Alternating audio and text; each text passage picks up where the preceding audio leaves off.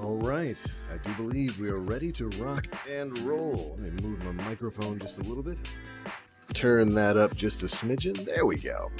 Now those numbers are starting to look normal. All numbers are coming in green.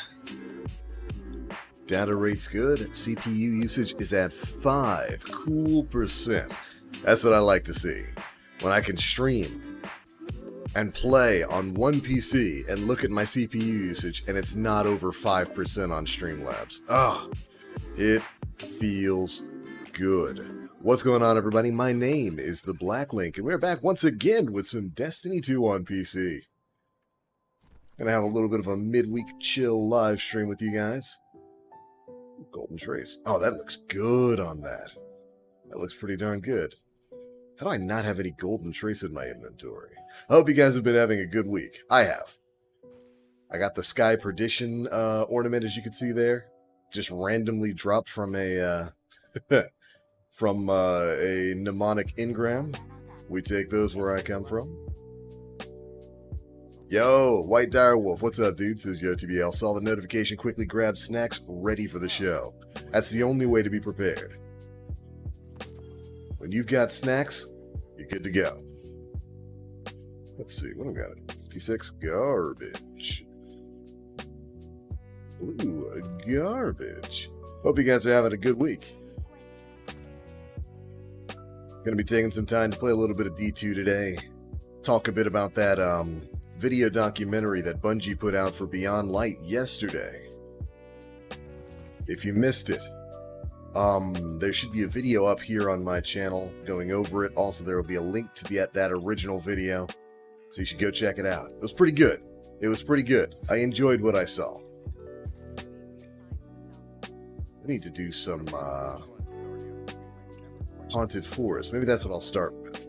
I'll do a run of the Haunted Forest to get rid of these 25 cipher decoders. I'm going to have to do 5 runs of the Haunted Forest. I hope you guys, Festival of the Lost is coming to an end soon. I hope you guys ran Momentum and Mayhem while it was available, because that was easily the most pain-free way for me to get that done. I farmed up tons of cipher decoders. I got more than enough to get my to get my to get all the triumphs done now. Oh yeah, I finished Komodo too. And I'm gonna leave this right here because this weapon isn't even really worth picking up. It's not even worth picking up. So everybody's gonna have to sit there and look at that blue crown above Shax's head for the next year.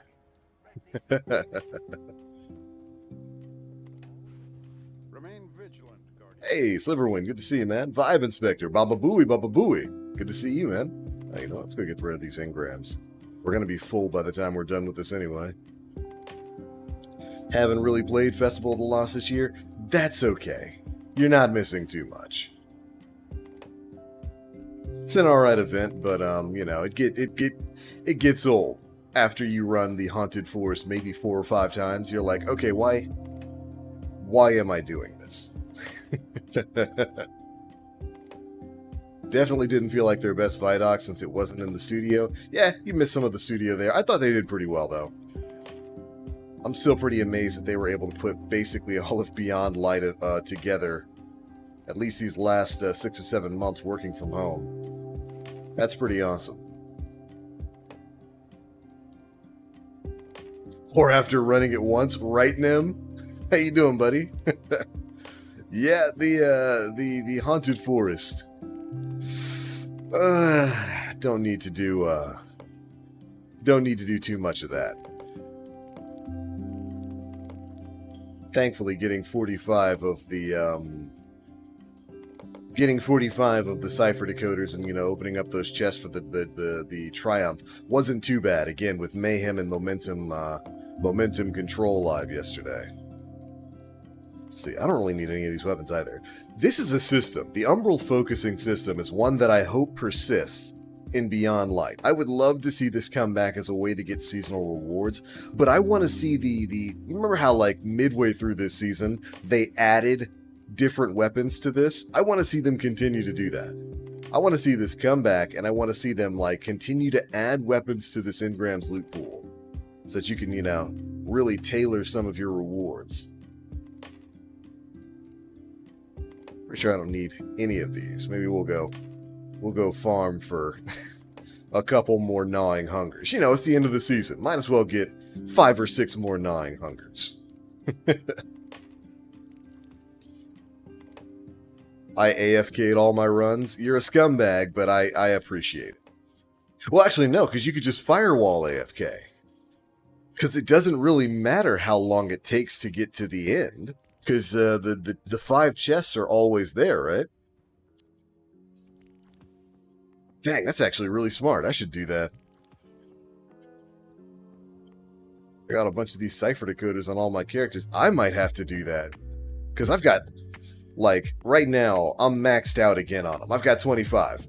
So I would have to run the Haunted Forest 5 times. 5 times to get all those out of my inventory. I'm willing to do it once on stream. I'm not going to do it 5 times on stream. That might just be what I do. Maybe I'll just run the Haunted Forest once. Get some of the weekly bounties for Ava done. and then just save the rest. Just save the rest for when I'm off stream and just go AFK. That's a good idea, Nim. I'm sorry I called you a scum. You're a homie. You've been re-upgraded to homie status. Yay, Night Watch. If only scout rifles were good. Kind of burnt out right now, but I know I won't be when Beyond Light comes out. Dude, same. I generally only play D2 when I'm streaming. Like, I was playing a little bit of Metal Gear Solid 5, the Phantom Pain, a little bit ago. And I only hopped over to D2 to live stream. Figured it's a good backdrop for the conversation we're going to be having today. Hell yeah, more gnawing hunger, right? It is the weapon of the season. Got most of my ciphers from helping Dan do guaranteed anarchy runs. You're a good person.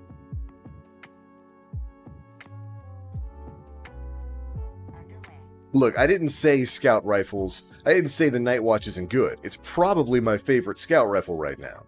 It's just scout rifles in general aren't good. They need a lot of help. Demolitionist, Rampage, Field Prep. That's not a bad roll, but it's not perfect, so we don't need it. Multi-kill clip, Demolitionist, Outlaw. Range. This could be stability or something like that, but that's not a bad roll.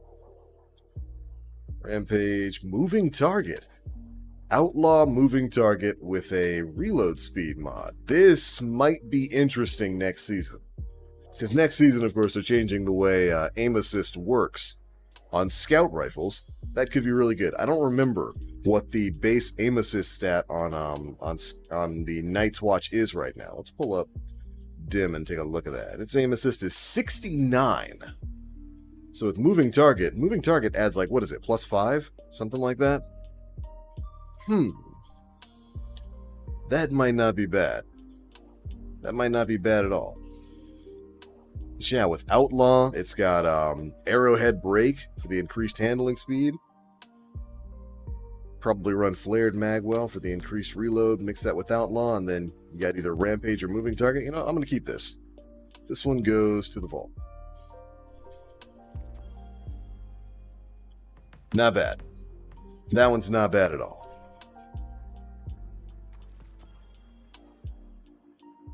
Let's see. Righteoushood, 76. This one is 62. Don't need it.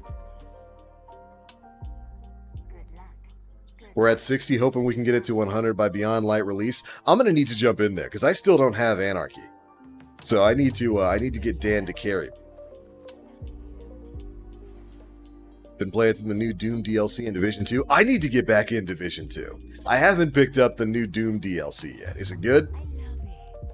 It's all over my my YouTube recommendeds, but I haven't picked it up.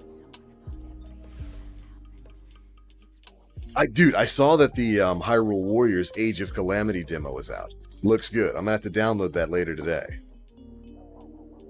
Hunted Forest is a rap dog. Got all the items, and the Spook Forest can stay haunted. Yeah. Once you've gotten most of what you need, there's no reason to go back in there. Alright, we got our Devour build, make sure we've got our spooky masks on, higher purpose, significant or damage resistance while airborne, significantly increased damage to all enemies, increases drop chance of heavy. Just what we need. Alright, Mountaintop, we'll go Trinity Ghoul. And what's a good heavy weapon damage option? Page, multi-kill clip, out. Could be better. To kill clip, demolitionist, auto-loading holster. Not bad, but could be better. Oh, of course, I know what a good damage option is. The only good damage option, falling guillotine.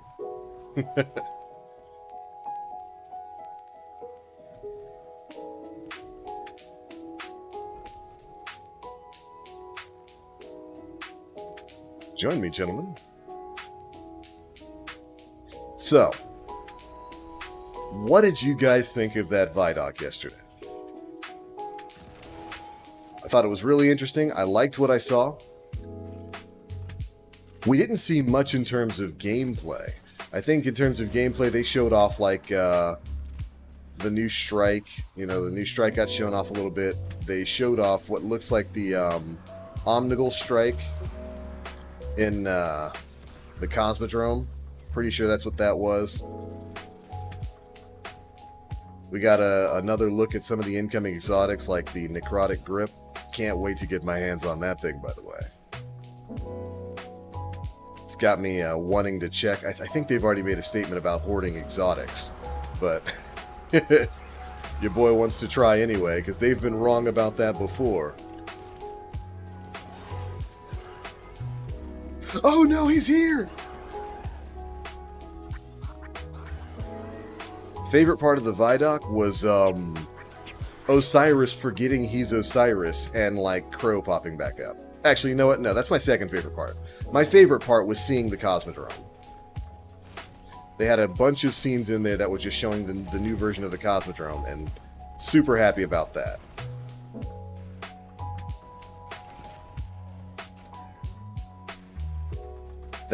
That's easily my favorite part.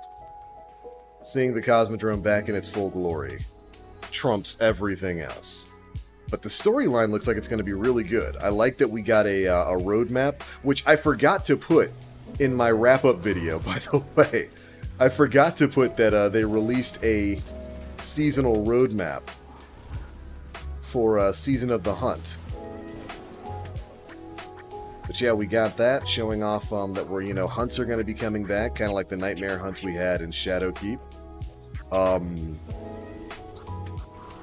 I like the story of it. I like that it's, Osiris was dicking around, noticed some smelly hive things that Xivu Arath was putting out, and ran into Uldren, and it's just like, oh, it's you. Come with me. And then we get to play guardian babysitter for him. I like that. That's good. It's about time we got some narrative threads pulled there. I mean, the man was only revived, what, a year or two ago?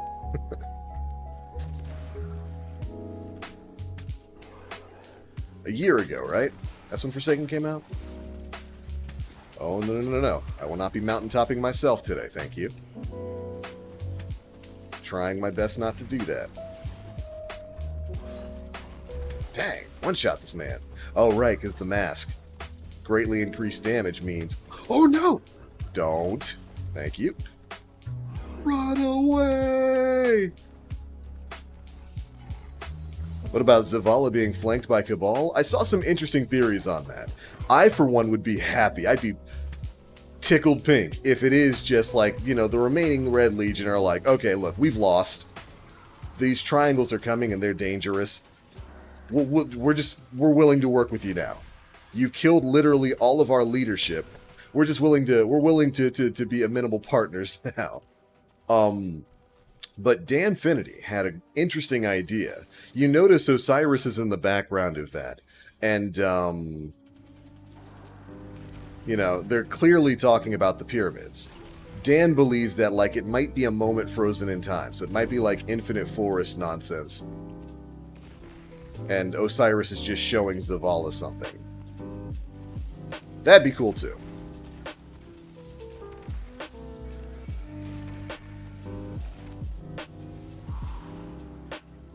Excuse me, sir. Hold this.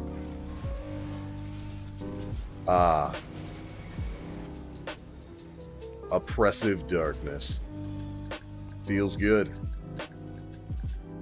Cabal and Zavala working together. Yeah, man. Could be interesting. Let's not forget we've worked with the Fallen, and I get the feeling we'll be working with the Fallen again by the time the end of Europa comes around. I think this is really supposed to be kind of setting up the last sort of narrative threads of many of these fallen houses being our enemies. I think they're kind of getting ready to sunset that concept and just have Fallen be a neutral and sometimes even friendly race.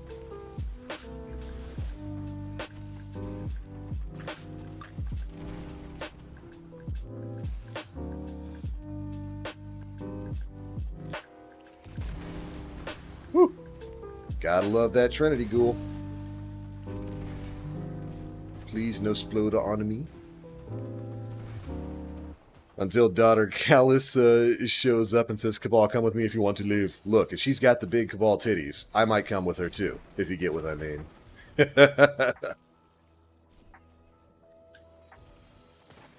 Mommy Callus daughter? Still, interesting stuff. I think it's interesting that Xivu Arath is, going to be part of the next narrative thread.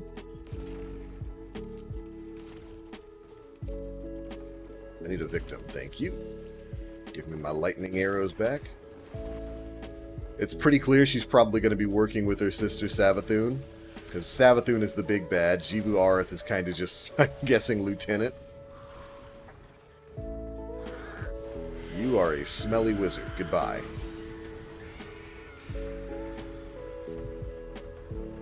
It's interesting stuff, man. Osiris using a scout in close quarters and then getting stomped.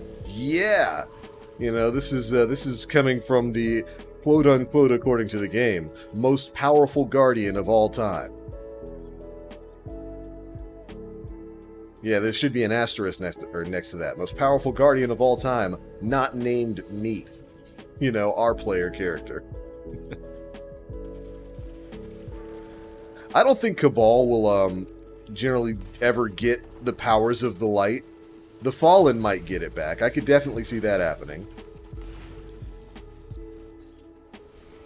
That could be interesting, you know, if they ever decide to go full MMO with Destiny. Play as a Cabal. I am a Cabal Warlock.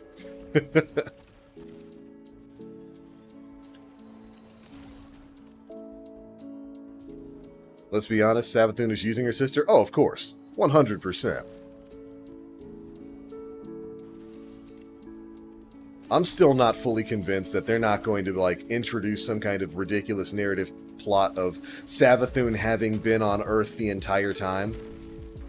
Like, there's plenty of people who still think Eris is Savathun. I'm not sure about that. It'd be interesting, though. Kind of introduce her rather than being an antagonist, but kind of like a morally gray character that everybody just assumed was evil.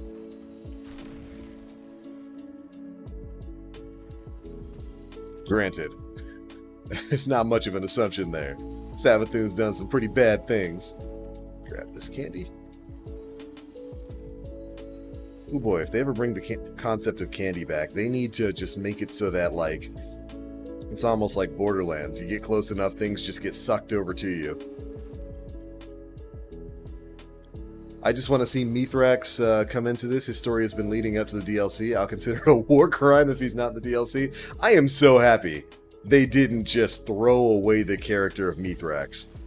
I was so psyched when D2 first came out and, you know, we had those adventures and whatnot, and I realized that you could save him rather than killing him. I was one of the people who, like, didn't immediately just, you know, throw all his supers at Mithrax. I just shot the knight because, like, this captain hadn't done anything to me, and it made me super happy, like, unreasonably happy, when, after killing the knight, Mithrax just kind of turned and looked at me, saluted, and then disappeared. I was like, oh, wait, what? Like, there were multiple endings to this adventure? I could have just killed him and I chose not to and something different happened? Bungie needs to do more of that. So I was very happy when he came back for the whole 0 hour thing. That was really cool, because it's like he comes back, he specifically, you know, sends that signal out so that you can come and find him, because he's trying to tell you, hey, look, you saved my life and spared me that one time. Dang! Tracer Shank! Put that work on me. But, like, specifically sends you that message to say, hey, like, you saved me that one time. There's something real bad going on in your tower right now. Like, there's a gun that you made. Because remember, our Guardians made that gun. There's a gun that you made that does really bad things, because it's essentially the last known and unlocked Siva engine. And I got some chatter that there's a fallen house that's trying to sniff it. And believe me, if they would have gotten the outbreak perfected, it would have been bad lore-wise, because it's basically, like I said, a Siva engine. They would have had their own mobile Siva engine, rather than like what they had to do where they were just in the Siva factory producing more of it. They would have had a Siva factory in their back pocket. That was a very cool story mission.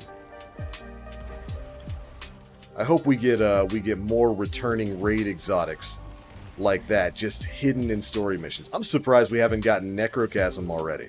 Not to make Nim cry.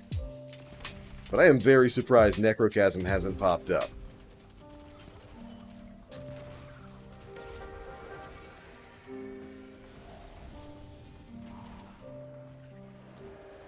Get him!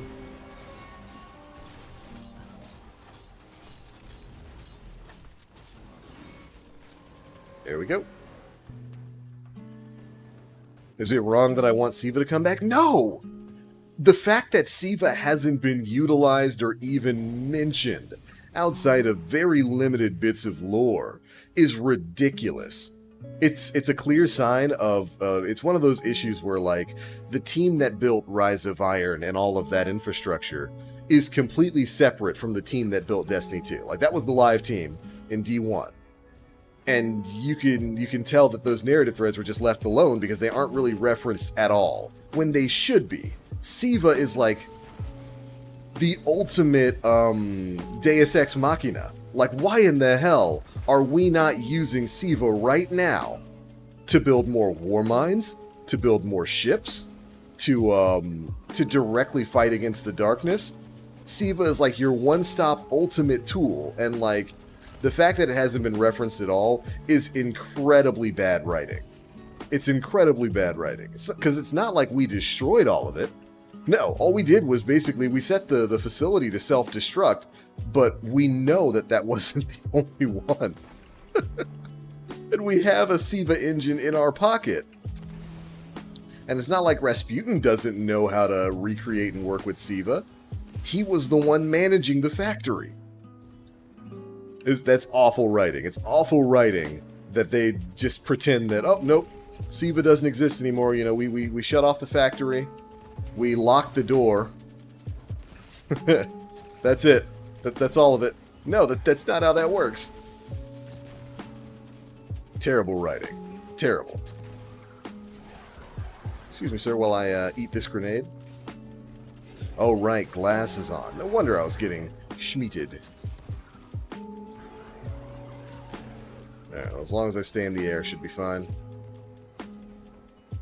Thanks to that mask. Yo, Jonathan, what's good, brother? Yeah, how do you feel? You're a big lore head. How do you feel about SIVA not being mentioned ever again? I feel like that's a huge plot hole. In writing, they have certain concepts like one is called plot-induced stupidity. It's where generally characters or settings that have pre-established notions will just stop working the way that they're supposed to, just to make a narrative point happen. It'd be like, you know, a good example of this. I had a tweet about this yesterday with Joker on Twitter. There were people were complaining about Osiris being like taken by surprise and completely helpless against a basic Hive knight. It doesn't make any sense given Osiris's character. That's like, he should have been able to teleport away from that. He should have been able to do any number of things, summon a sword and blow it up. That's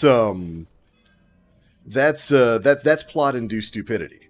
It was characters or environments acting in a dumb way just to move a plot point. And the plot point was the revelation of you know, Uldren being alive. Well, we knew he was alive, but Uldren being there didn't make the plot point any less dumb. Whew. Thank you, sir. Run, boys, run!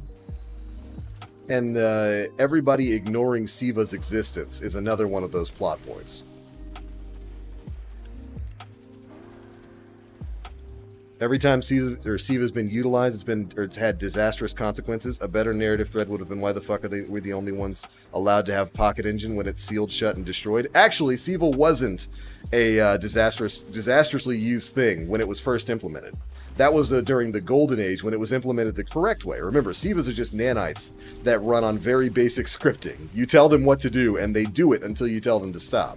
And that's how we made a lot of the Golden Age, you know, ships and war mines and stuff. The problem was the collapse. Humanity collapsed. It was rocked out for a couple centuries, and then when people came back, they had forgotten how to use SIVA. Iron Lords heard about it, tried to use it, couldn't understand it, had their whole run-in with Rasputin. Then later on, the Fallen took it, but they didn't understand. They didn't understand programming, so they just took this thing that they understood could make stuff, and they told it to make weapons and make improvements. You see a lot of that in the original D1 lore about it. Some of the Fallen programming was literally as basic as, improve me. And so SIVA said, okay, we're gonna start replacing your body parts with things, we're gonna start building you weapons, and they didn't really know how to stop it or give it any real direction. SIVA having disastrous results is a result of poor programming.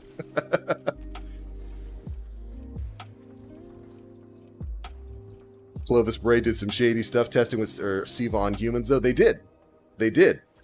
But some of those disastrous results didn't happen until after the collapse. You know, when we kind of lost all of civilization.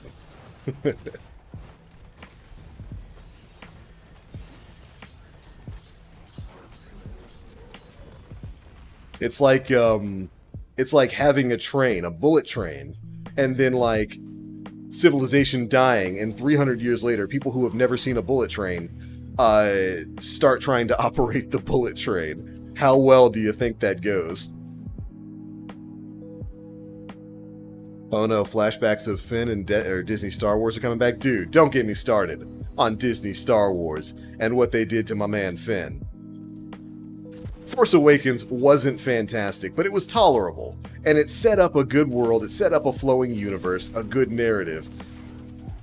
And, in my opinion, made a promise for a character that they never had any intention of upholding. Thank you. Jesus, I was in the air for that, because that would have one-shotted me. No! Straw Hat!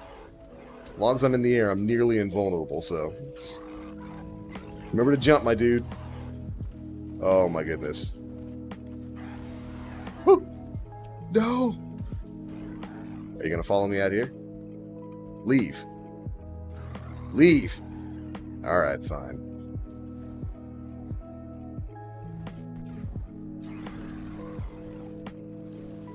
Bloop. Thank you. Run away!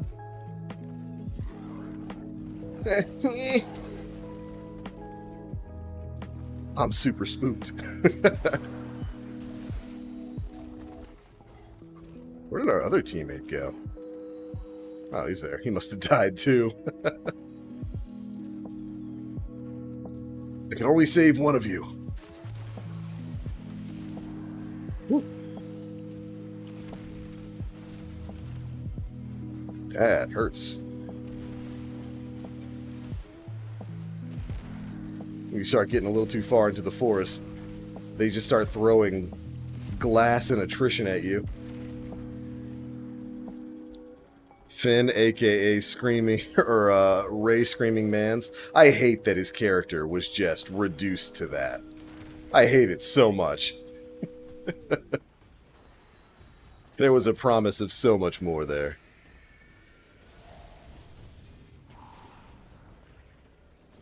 That's going to be our last boss, I do believe. Beat him up, beat him up, beat him, spin. Easy money. Siva likely created the facility on Europa? Probably. Oh man, wouldn't it be great, because we know the Deepstone Crypt is the raid. Wouldn't it be great to get into that and like find Siva still active down there? That'd be fantastic. Look at all this candy. Yes, yes. My teeth are going to suffer today. Make sure we opened all of these. 1, 2. Just get out of my way.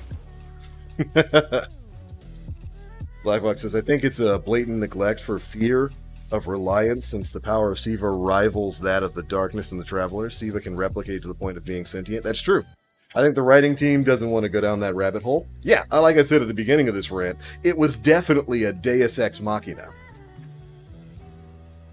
But I just still consider it to be poor writing to just pretend like that resource isn't there anymore. Siva, see what's that? Let's get out of here. I enjoy the Haunted Forest activity, but I don't think it needs to return again. Yo, Wildman hitting us up with a tier 1 sub. You have been subscribed for 34 months, my dude. Thanks so much for the support. And welcome back to the Frosty Stream Team. Good to have you here. 34 months. That's entirely too long.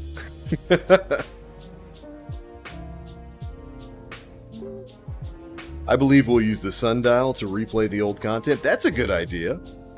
We did go through all that trouble of fixing it. What do you think of Varric coming back? He obviously seems to know Aramis, so what do you think of that? I think it's cool. It's about time Varric made his return as an NPC. I'm deathly afraid that they are going to just bring him back and kill him off. Because this writing team has done that before. I don't think it's a great idea.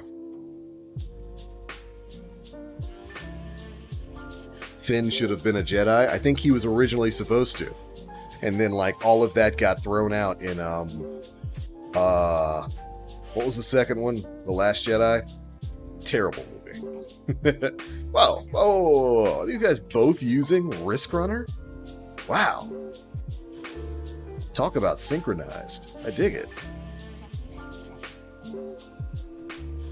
Let's see what we got on here. Fourth time's the charm, Eye of the Storm. Amaranth Atrocity. It's not bad. Slide Shot and Unrelenting. We can get better than that. Slide Shot and Unrelenting again. Okay. Thanks, Bungie. Successful run of the Haunted Forest.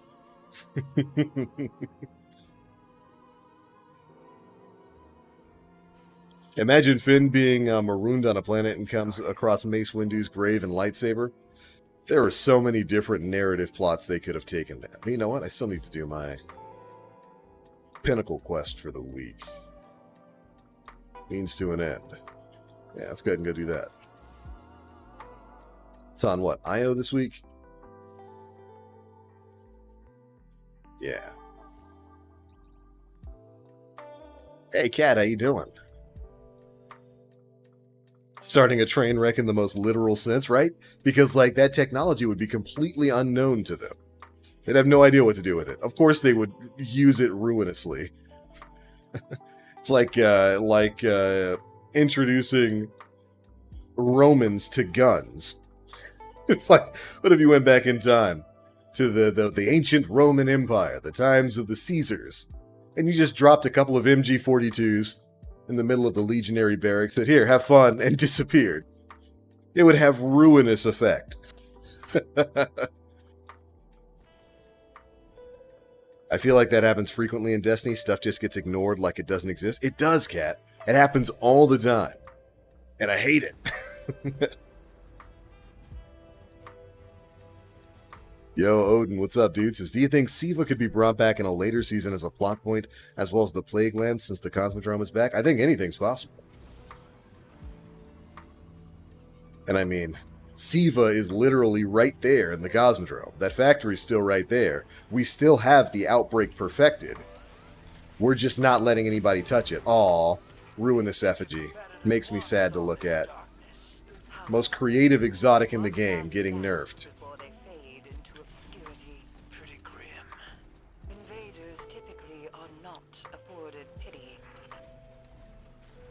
Leave that to you, my friend. Ew. Gross.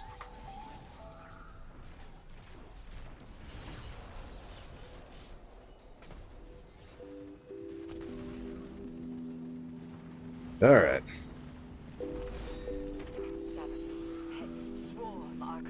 That was easy. Oh, come on. Don't be like that, goblins. Don't be that guy.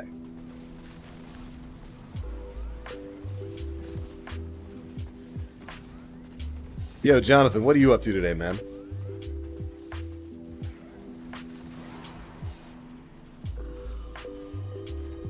Yoink.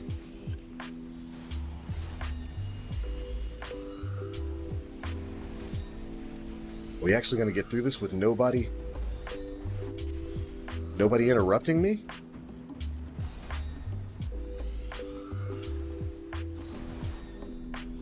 Is it actually going to happen? Holy moly, it actually happened. That never happens anymore. There's always some weirdo who wants to grab the orb and just one slam it.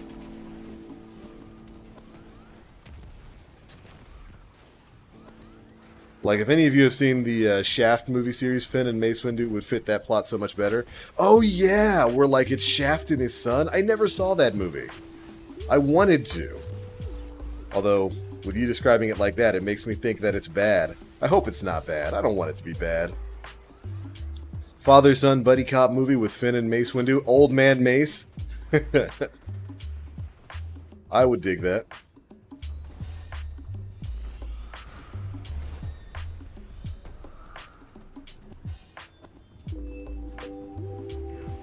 We shut down replication of the Plague Lands, but that doesn't mean it can't be in other places. I mean, like I said, we're literally carrying around a SIVA engine. That's what the Outbreak Prime was. And then, you know, we turned it into the Outbreak Perfected. It is a walking SIVA engine. That's why Mithrax was basically so quick to come to us with that, because if those Fallen had taken that, they would have had a mobile SIVA production factory in their pocket. You know what? Go away. Thank you. Gross. Ugh. Nobody likes champions. Go away. Leave me alone, gladiator.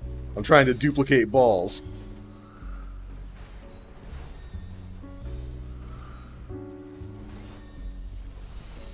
What a friendly group. Nobody's here grabbing the bloom and like ruining my run. I love it. That makes this so much faster when you just do that. We could have one of Aramis's lieutenants retreat to the Perfection Complex in Wrath of the Machine. I mean, look, we do know, Bungie said, all content in D1 is coming back. They used the terms all content. I'm hoping that means Wrath of the Machine. Which they were kind of turning into a second SIVA production facility. I would love it. Oh my goodness. That'd be great. Push them together. Push them together.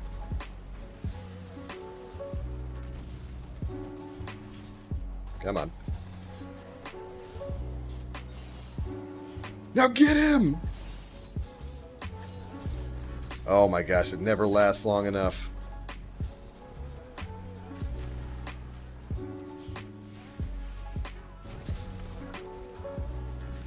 Alright, where's the next one? Hey, you. Come over here. I wish there were a way to just, like, force these guys to pay attention to you. That was my favorite of all time. Oh, what? Wrath of the Machine? We just played it again last week. Lot of fun. It's a lot of fun. Yo, it is a double loot, or Nightfall loot week. Go run that Lake of Shadows.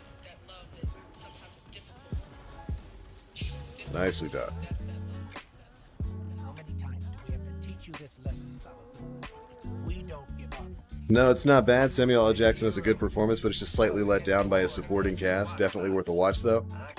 Right, because, like, it's the original Shaft. It's Samuel L. Jackson as, like, his son or something, right? And then, like, who was it? Michael B. Jordan or something like that as I don't remember who played Sam Jackson's son. Like, the grandson. I'm gonna have to go check it out.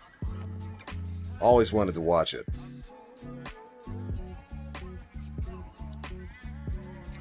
Yeah, Duke, it's a double Nightfall loot week, I do believe. And it's, the Nightfall is Lake of Shadows, so farm, farm, farm.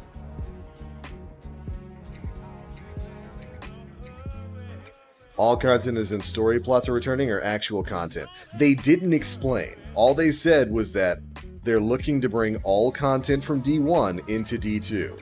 I'm assuming that means basically most, if not all, the strikes. We know Vault of Glass is coming back. I think there's speculation Crota's End is as well. I'm hoping it's all the raids. Every last one. Oh no, I gotta complete another one of these. But I don't know if there's anybody else around.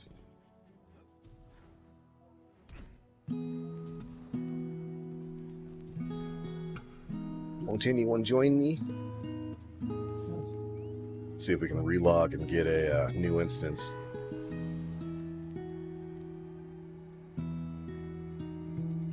Now that Cyberpunk is delayed, again, there's more time to play Beyond Light. There's always a bright side.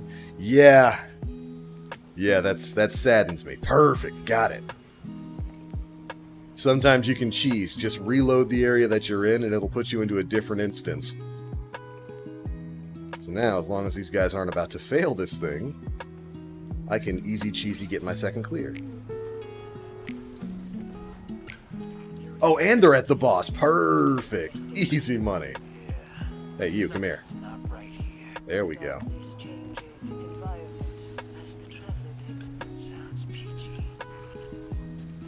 Get him! Get him! Yes! Thank you. Hey, Shiloh, good morning. Good to see you, girl. How you doing? Everything been all right? God, that is exciting. Exactly what I was talking about the other day. Oh, what? All the content in D1 coming back? Yeah, go back and look at the Beyond Light. I think it was the Beyond Light reveal when they first showed off Cosmodrome and that kind of stuff coming back. And the supplemental material they put out, they said all D1 content. All means all. Now, do I think every little thing from D1's coming back? No. Like, I don't think Plague Lands are going to come back.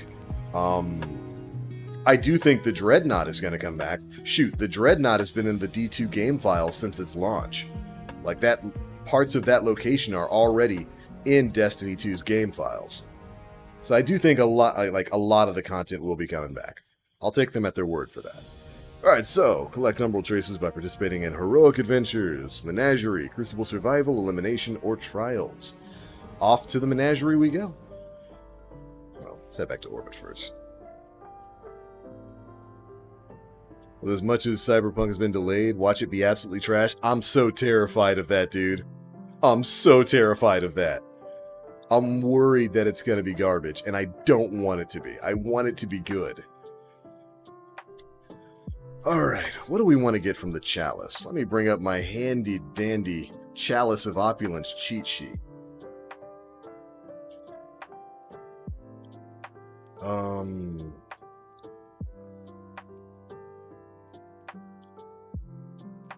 There it is. I got a cheat sheet for this stupid thing. Well, I shouldn't insult the Chalice of Opulence by calling it stupid. The Chalice of Opulence is fantastic. This is like one of the best reward systems Bungie has ever come up with. And I'd love it. Love it, love it, love it, love it. If they brought it back. Alright, I want to make weapons or armor.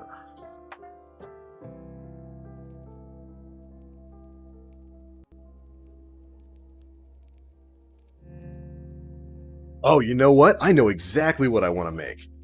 Because 140s are about to be real good. And then, which one does range? It's green that does masterwork range? Yeah. This is a combination for Austringer. Austringer is going to be statistically one of the best hand cannons in the game, again, when Beyond Light comes out. With the changes coming to 140s, extra range.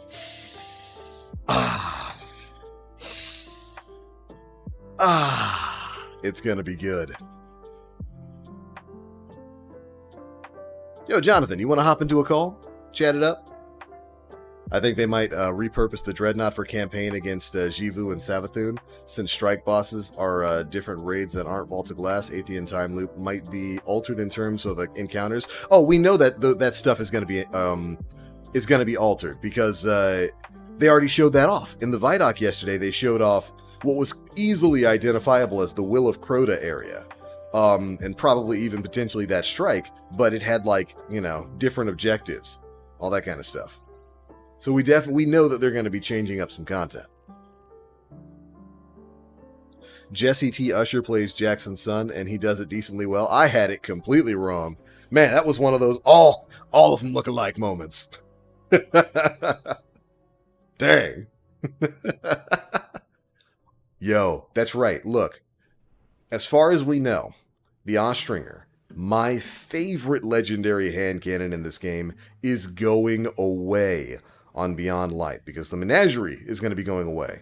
I shed tears for that. So right now is a good time to farm up some really good PvP Austringers. Get it while you can. Like I said before, stat-wise, statistically, it's one of, if not the best legendary hand cannon. Nope. People pride themselves on their wisdom. Their wisdom. There we go. I'm in game chat, John.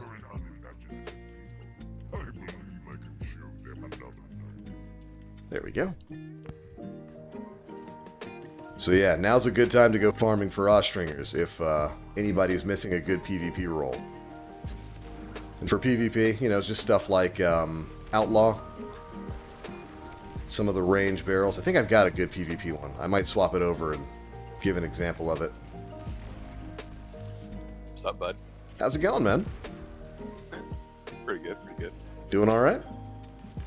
Can't complain. Oh, that sounds like you might be getting somewhat styled upon. Uh-oh. Depends on your definition. Oh, no. Not again. Whew. Yeah, so I agree with what you were saying about Siva, about it being kind of a plot point that they needed to write away from. Yeah, they're definitely scared of it. Oh, absolutely. It's an Kind of, I win button. which Oh my is goodness. kind of concerning for what's his face? Osiris? Oh, Oh, no, Lord Saladin. Saladin, yeah. It's concerning for his character because I don't think he's moved on past it yet. Like in terms of like recovering from that trauma from all those years ago, he still has not recovered. I mean, he still has allies like the old Iron Wolves. Well, I guess it's just what Aphrodite. It's just Aphrodite and Shiro. Yeah. Well, Shiro's not an Iron Wolf, but you know that's all. That's the only person who hangs out with him on the temple. Basically, yeah. Yo, is that Tim the Toolman Taylor? He's here. Rah, rah, rah, rah. Home improvement. That's right. Continue. I just think that they could really flesh out Saladin as a character more if they acknowledge Siva and maybe have some growth moments where Siva comes back and then the Vanguard tries to consult Saladin. Saladin's kind of hesitant towards using it to fight against either the Darkness or Right. Savathun or Jivu Exactly. against a threat, but then ultimately gives in because he knows that they could help augment, you know, the Guardians, the It's- Iron Lords. It's literally the key to the Golden Age. Yeah. Or he could rebuild the Iron Wolves and the Iron Lords with it. Yeah, which was what he was originally trying to do. But you know, cock blocked by Rasputin. By the way, do you enjoy your do you enjoy the speaking of all that right now? Oh, I thought that was the head. Somebody just made a transmutation orb. Do you enjoy your rewrites, your retcons? I'm not sure what they've retconned really, other than just writing off Siva entirely. Is there something that they've... Oh, you're talking about vaults, aren't you? You're talking about different war mines, right? Well, not that. That Rasputin lured the Iron Lords to the temple, or to the Siva production facility. Oh, It had and they wrote the... Yeah, when they rewrote this nonsense for last season. No, it turns out, no, they didn't find out about Siva on their own. Rasputin leaked it to them so that he could get them to bring Fellwinter there so he could kill Fellwinter. Just completely pooping on the original lore. Oh, boy. I hated it. I hated that. I hated that retcon so much. It's so stupid. Rasputin, an entirely logical being. I could buy that he'd be worried about Fellwinter leaking some of his secrets. I could buy that. That's fair. That seems like a particularly dicky thing Rasputin would do. I'm gonna hold on to this for next round. But him luring the entire Iron Lords there just to kill them, just so he has an opportunity to kill Fellwinter, is nonsense. It's nonsense. It's not logical at all. It also... to try and entrap Fellwinter, it was solely to kill Fellwinter.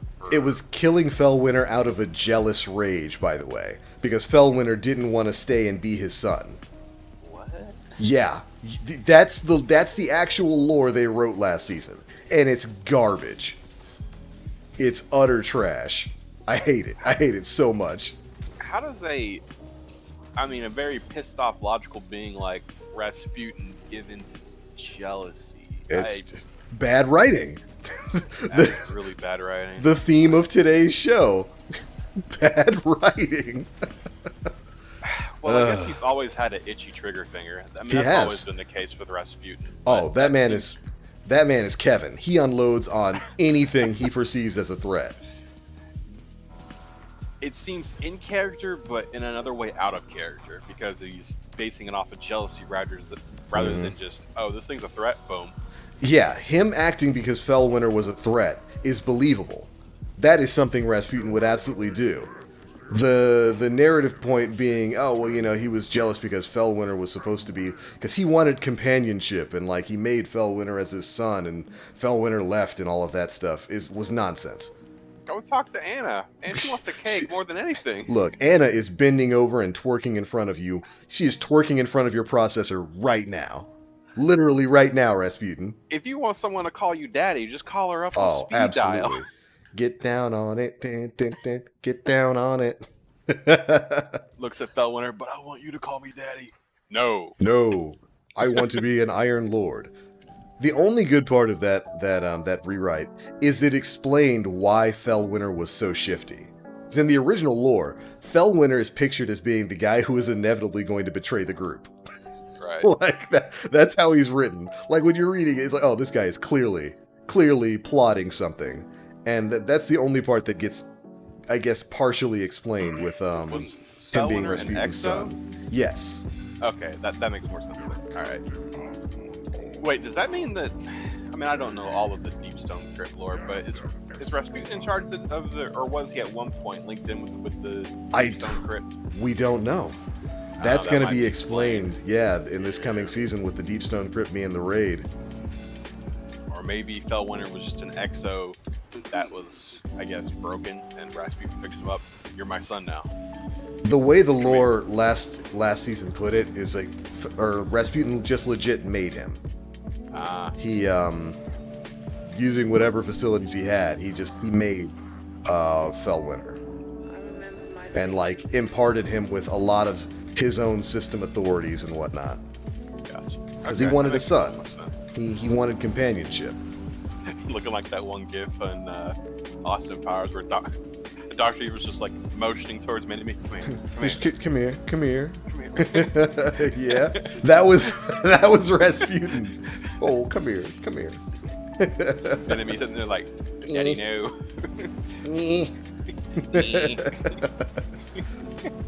Rasputin loves fables. He does love his fables. And I could see that they were trying to live that out, but it didn't play right with me. Like, it didn't make sense given the character. So how do you feel about different raid encounters? Aside from Bog, because that place is set on a time loop. So you can technically do the same encounters on Bog. And I think on a system level that would be really easy for Bungie just to copy and paste. Mm-hmm. But for ones that, for lore reasons, cannot be replicated, ones that take place in throne realms like Crota and Oryx, right, probably going to get different encounters there. Oh, I think we're absolutely going to get different encounters. I think you're right. If we're going to be getting a repeat raid boss, it'll be Atheon, and that's it. Yeah. And if we get like Wrath of the Machine back, which I hope we do, it'll be some other Fallen. Like it'll be one of Aramis's Fallen or whatnot, messing with the Siva facility that the Fallen were trying to build inside the wall. It could be. It could be that. What are those guys called? The Wardens, or not the Wardens? The guys from Forsaken. I forget what. Oh, the Scorned. Yeah, it could be that one of the Scorned just falls in the copter drone. It's like, what's that? That smells good. This don't smell like me yet. Time for revenge. Yeah, we do know that one dude keeps coming back. Yeah.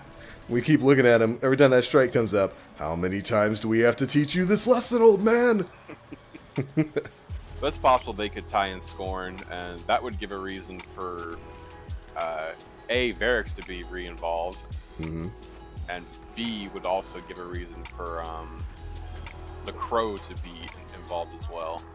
Yeah, I wouldn't be surprised if that's mentioned. Definitely some plots that they can string together when they bring back some of the older locales, for sure. And I can't wait, man. It's going to be good stuff. But I think the best locale is going to be Dreadnought, easily. Oh, yeah, absolutely. We get to see what the Shield Brothers have been doing. Maybe hanging out with Zavala. Maybe. Or if, their whole, squad is still posted up. Hey, y'all going to send that rescue ship yet? I mean, we crashed here like years ago, but Give us the premise, or we blow the ship. we blow the ship. Like, alright. On-stringers being sunset, that doesn't matter for basic PvP. Let's see. Oh my goodness, I hope I don't say this wrong. Shira Nuigane. I hope I said that right. First, I love what you do, TBL. Oh, well, I love you too. I have to admit it's been hard to be around Destiny lately. Is it still worth playing, even for a solo player? I mean, there is going to be a new... this season has been better than most. Season of Arrivals has been pretty good, even for solo play. But, you know, we've got a brand new DLC getting ready to come out, and there's going to be a lot of... Ooh, exotic engram! Karnsteins, baby! Dang, I wish my exotic... or my inventory was full. I can send that to the postmaster and then see if I get brand new exotics in a couple days. But yeah, we've got Beyond Light getting ready to drop in a couple weeks. So if you're trying to get reacquainted with Destiny, now's not a bad time. It'll be better when Beyond Light drops, though, because even if you don't buy Beyond Light, they're going to be adding a bunch of new content that's available for everybody to play with.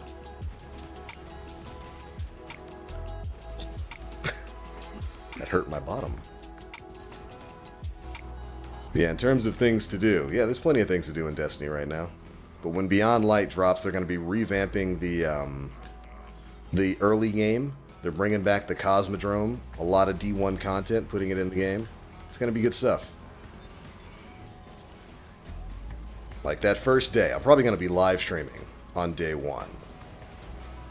I am absolutely going to just sit back in the Cosmodrome for at least 5 minutes and smell it first. I spent about 5 minutes smelling the Cosmodrome first.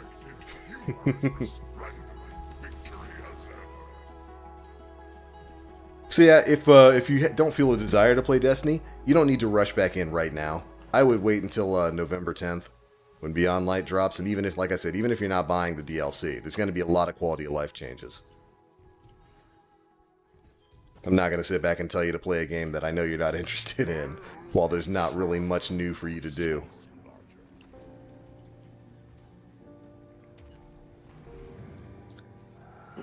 I'm just concerned about the sandbox.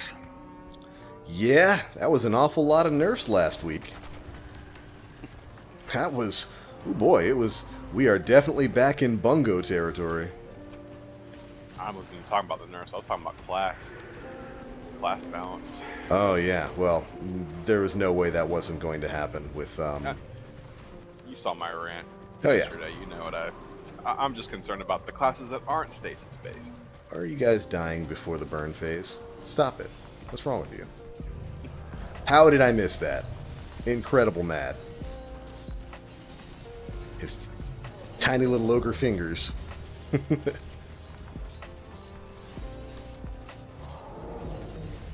Ooh.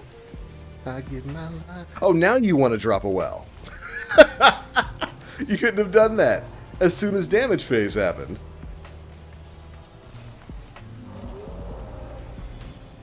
To be honest, I really don't like the Scorn and never want to see them again. Same here. I have no need to see the Barons ever again. Whenever that strike pops up, I dip.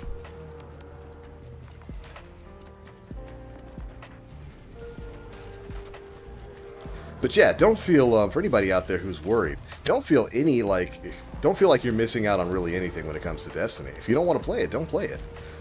It's not like there's not going to be 17 other games to play in November. You got options.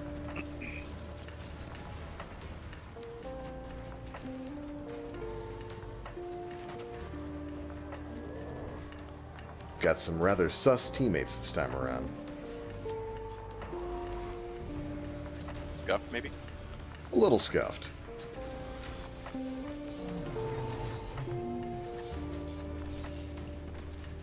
Swing on him. Swing on him. Here it comes. Ooh. This had better not take 3 damage phases. Holy. Why are you guys dead up by the door? Question mark? I am confused. Why are they dead by the door? Maybe they got slammed and sent over there. Couldn't agree more. I detest Scorn. They stink. Ew, I haven't seen the wizard phase of this fight in like a year. Whew. Thanks for absorbing my arrows, homie. I'm watching this AMD press conference live right now. I'm just expecting Phil Spencer to come out the woodwork, gaming, and just run off stage. And that's it, just gaming. And that's it, gaming, and just walk off stage. There we go. Wait, they're all dead again? What these It wouldn't be guys foreign doing? for him to be there too, because Yeah, this chip is in his box. it's in his stuff. It's in everyone's stuff. It's in Sony's box. It's in Xbox. Had 3 exotic engrams on my postmaster that I let get pushed out by those damn umbrals. Oof! I'm sorry.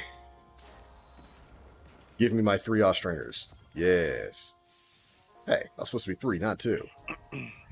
Excuse me, sir. I ordered 3 Ostringers, not 2. Alright. We're going to need 1 more of these before we can move on with this quest. So, we're going to do it again. Make more Ostringers.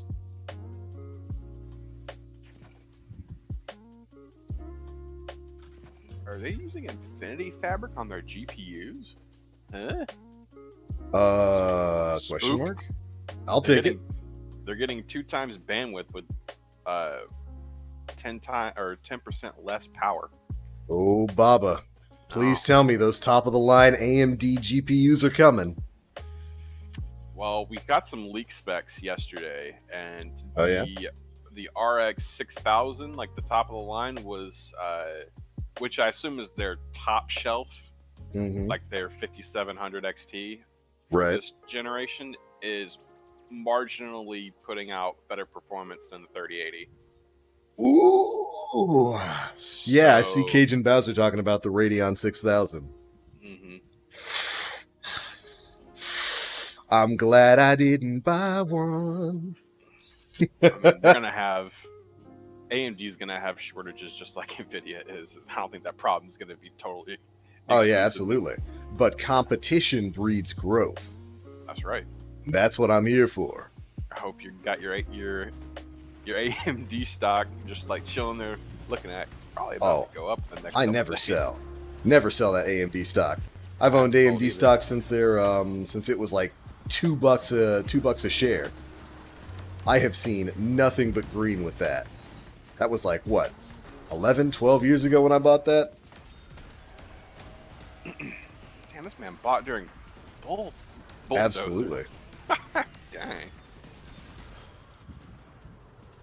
Thank you, Matchmaking, for putting me into a game in progress. That makes me very happy. Showing Yes, sir. twice the performance of the 5700X XT. Hand it over. What's its 4K performance? Well, I haven't shown those graphs yet, but 5700 XT was already 2070 super levels Yeah. of performance. So As long as it's an upgrade from my 1080 Ti. Scorn and Gambit is a literal nightmare. Dude, yeah. That's one of the ones, like, I hate getting Scorn and Gambit more than any other enemy type. They're the worst. Let's see. Do you think we'll get new Darkness Supers with Witch Queen or Lightfall? I think with Witch Queen, we're probably going to get revamped versions of our old supers. That's probably when, like, changes to those class builds are going to happen. Oh, I guess you just don't want to. This man just doesn't believe in the light of a rally flag.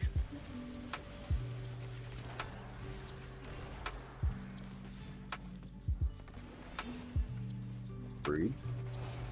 Trying to pick that up, thank you. dang, the 6800 XT has 16 gigs of DDR6.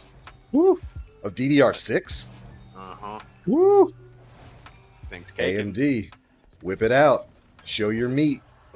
It's thick. That's what I'm talking about, man. With only 300 watts? Wait, Huh? How? huh?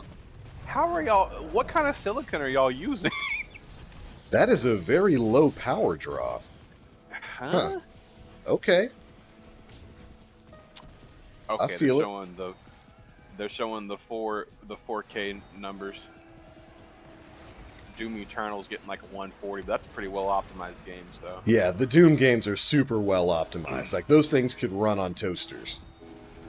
Looks like Modern Warfare is getting like 90 FPS At 4K? Yeah, that's pretty Not good. bad.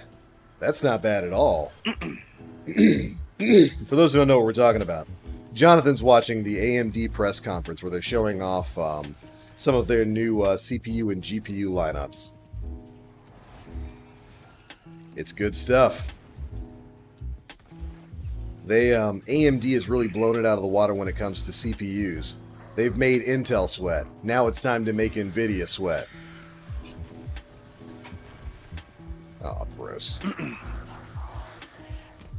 Yeah, it looks like they're 3 to 5 frames ahead of the 3080 in most titles. All we need is a tenable price point. Just give me a tenable price point. I will happily buy AMD GPUs. It's also a 2-slotter for their base model. Really? Yeah. I mean, AIB partners are going to push that to 3. They're going to slap some beefy coolers on it. Oh yeah, absolutely. I need light. There we go. So high for Beyond Light. Cold War beta tech demo was boring. Completely agree. The Cold War demo was, and I don't call those betas because like it's not a beta. It was, He called it a tech demo. he's right though. He Like, is. he's absolutely right. It is a tech demo, and it was awful. I only had a passively good time when the PC version came out. It was a bit smoother to play there. When does the 60 FPS update come to console? December 8th, I think. It's either December 8th or December 10th. That is when the console versions of Destiny 2 on PS5 and Xbox Series X, that's when those will be getting 60 FPS. Very happy about that, by the way. Tomorrow is for It's about time. Today is for glory. On the same, bro, the Radeon RX 6800 XT is bringing 2 gigahertz plus base clocks on the same node. I love it. It's about time somebody challenged these companies, man.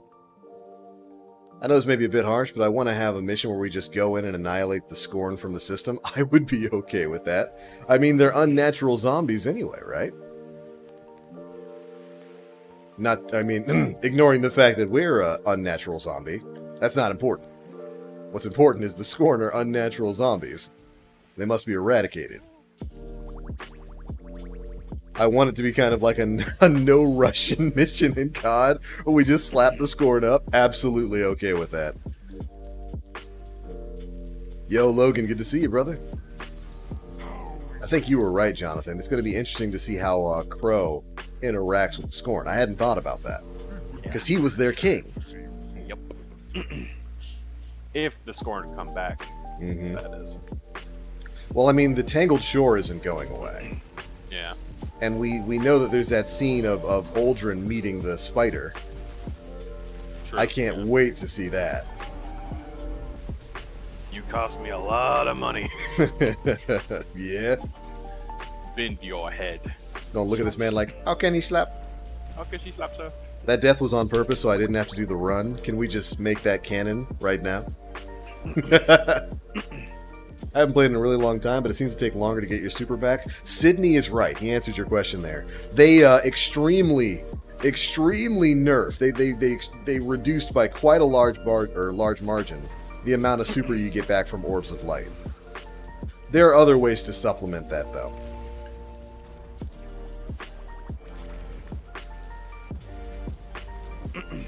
Yeah, I died on purpose so that I didn't have to do the run. So that I could, keep this area clean for my homies, see? They're all back and now it's nice and safe.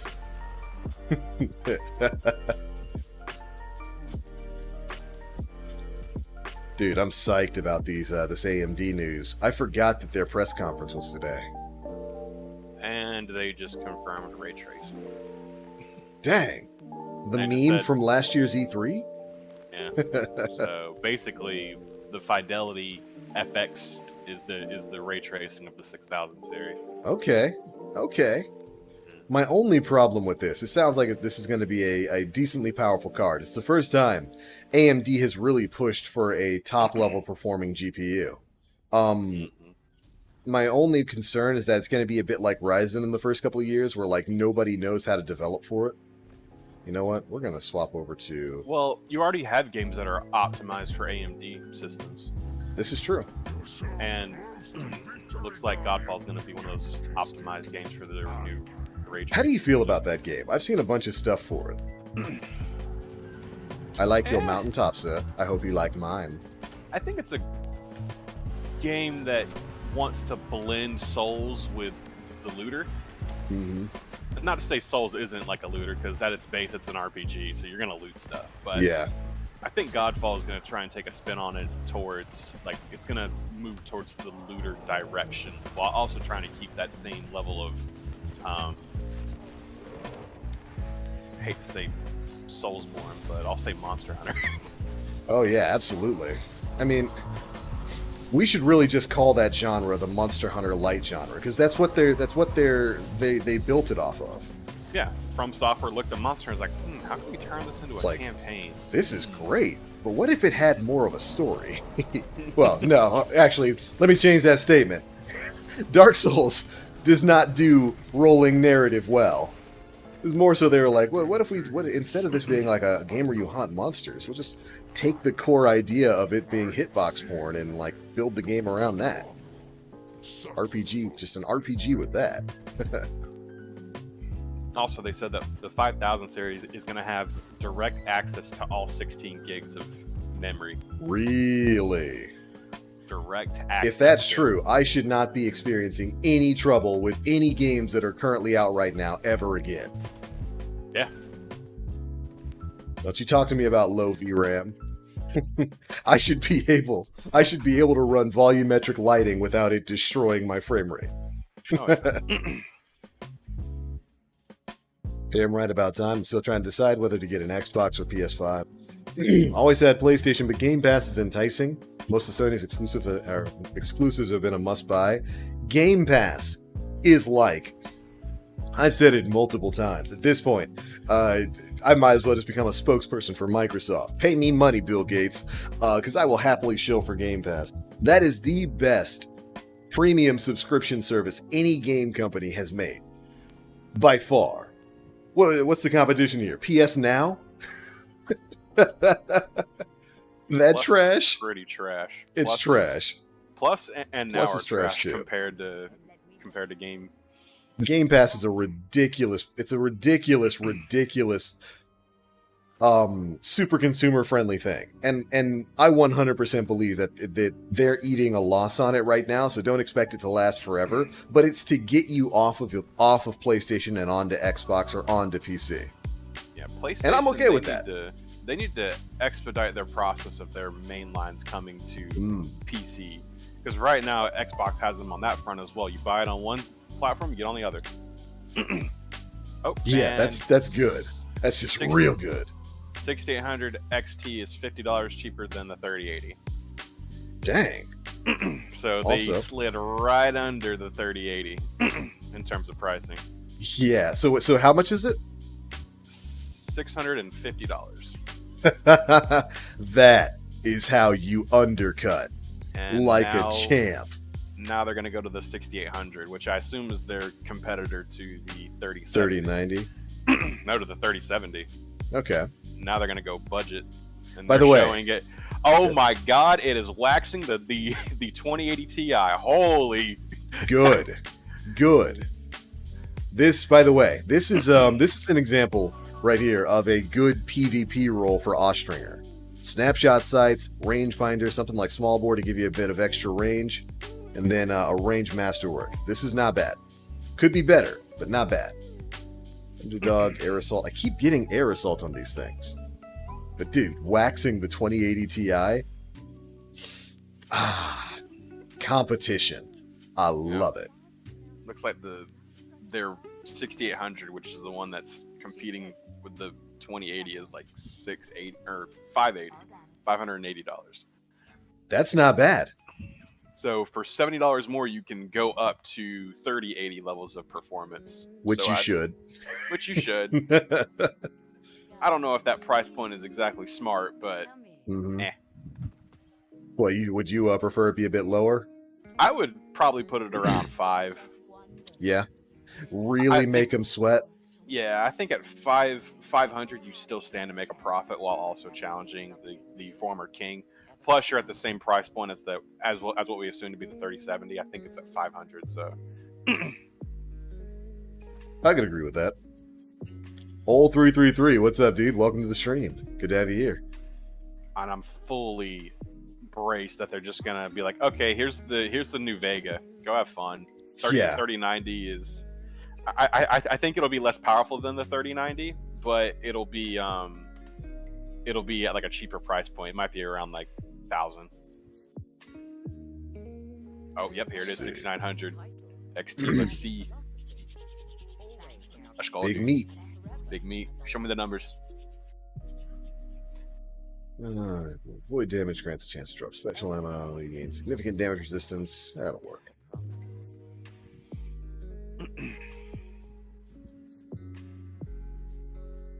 There's no champions that will have to fight in this, so this is fine. Definitely give me some enhanced sword nonsense. Bonus heavy. 6900 XT. Nice. Actually, we'll go stacks on stacks. That way we've got Objective Light, stacks on stacks, take on charge. That'll do. Yep, they're showing numbers with the 3090 now, and it's waxing it, please. Fairly close. It is neck and neck, and some titles it's losing, some titles it's winning at 4K. Oh, as long as they price it under the 3090, that's all that matters. Oh, Baba. Putting in work, huh? It's 1,000. Yep, it's $500 under. Dang, that's a pretty big price cut. That is $500 difference with basically neck and neck performance. So would you like to pay $1,500 for this performance, or would you like to pay $1,000 for performance that's almost completely equal? Yep. I get a little bit more of the umbral traces. Anything else I could do for this? Heroic Adventures. I don't know what Heroic Adventures are available right now. Let's take a look. Nvidia stock dipping now. Oh, okay, that's one. That'll work. Cajun says, yes, it's boxing the 3090. Good stuff. Blow. Good. Nvidia's needed some competition. They haven't been nearly as egregious as Intel was. They have raised their prices on their 5,000. They have indeed raised their prices. On the 5,000 competition's always good. We've seen, I think it's like $50 more, which is fair. They're kings of the processor market right now, at least. I just realized that those 5,000 processors, those are coming out next week. Those are coming out on the 5th. Dang. It's right around the corner, dude. Time to buy a new CPU or a new laptop. It does bother me that a lot of this is dropping a couple months after I spent $750 on a 3950, but such is life. Such is life. Moves forward. Hey, our girl Failsafe. Is she going to go bye-bye when Nessus goes bye-bye? We'll turn into a ghost or something. Turn her into an exo so that she can be a wife. Yeah.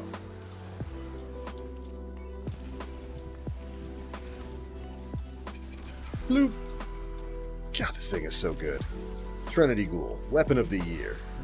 Also, not to mention that the 6900 XT, the one that's boxing with the 3090, has a total board power of 300 watts still.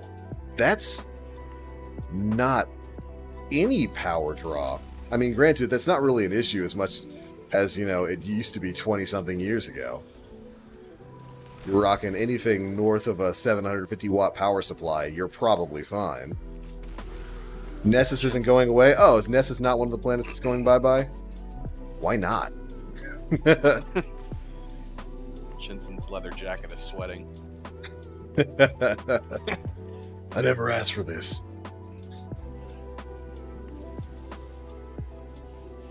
Oh, good. They should still do something with her character.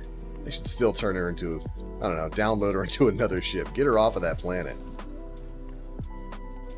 Been there like 500 years.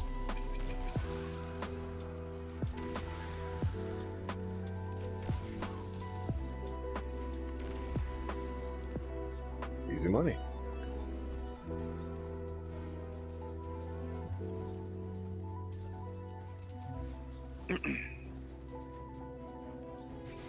Oh, right. I'm supposed to be melee killing these things. Small.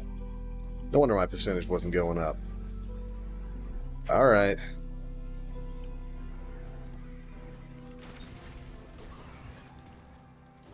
Yep. Knock, knock. Open up the door. Schmack. Schmack. Schmack. Oh, I can't wait for Necrotic Grip. That would make this so much faster.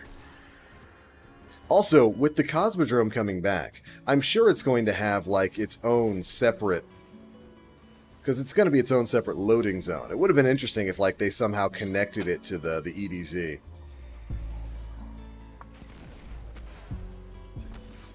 Excuse me, sir. How can't you slap?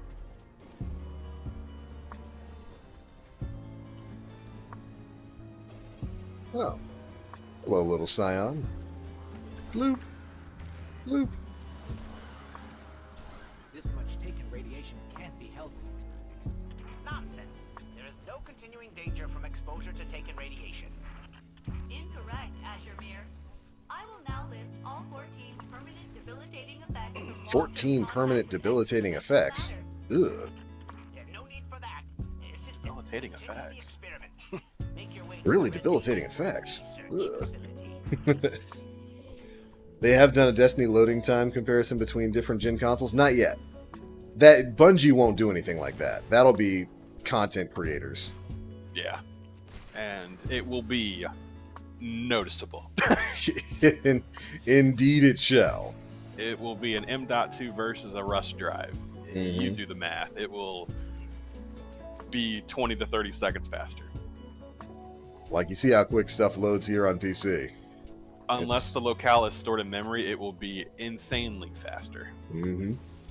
Like, if you go to a place and then come back to it later, you might load in relatively probably behind 5 or 10 seconds if compared to it M.2, but Probably going to be a lot faster. It reminds me of when we jumped from PS3 to PS4.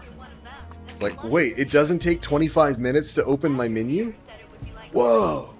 my heavy sense are useless. That outcome is only guaranteed if we do not destroy the blight.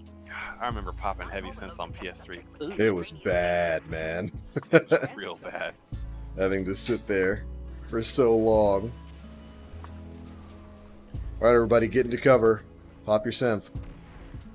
Wait for 4 minutes. Alright, everybody done? No, mine's still going. Oh, well, that's a wipe.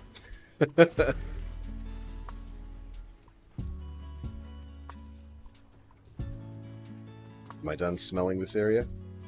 Excellent. I dislike that this particular heroic adventure has you taking Taken smell and dropping it in certain places. Okay, I don't know why you told me to come down here. But you always lying. Something feels different. I think it's working. They're gonna get taken. They say Microsoft are teaming up with Steam. That would be interesting, to say the least. That would mean that the Microsoft Games store page is or app is going to be Deprecated, yeah. good. 'cause that's Which, yeah, it's bad. it doesn't need to be there. Yep, as long as they let you transfer your licenses over to Steam. And if not, there's going to be some mad peeps. Oh, yeah. And usually those licenses don't transfer. Yeah. They usually do not. Destiny 2 was a interesting exception. Right, from Activision over to, just Valve. being on Steam.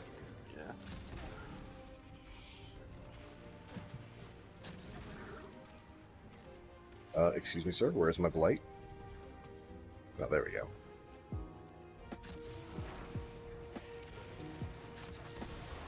Oh, Mountaintop. Now the I will Taken miss you. all fight until everyone's dead. Cool. That'd be very interesting. I wouldn't be surprised since Microsoft is pushing to have a greater gaming presence on PC again. Oh my gosh, I hate these shields.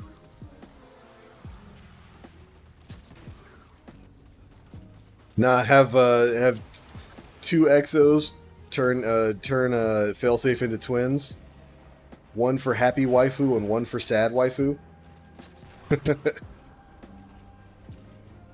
a little freaky.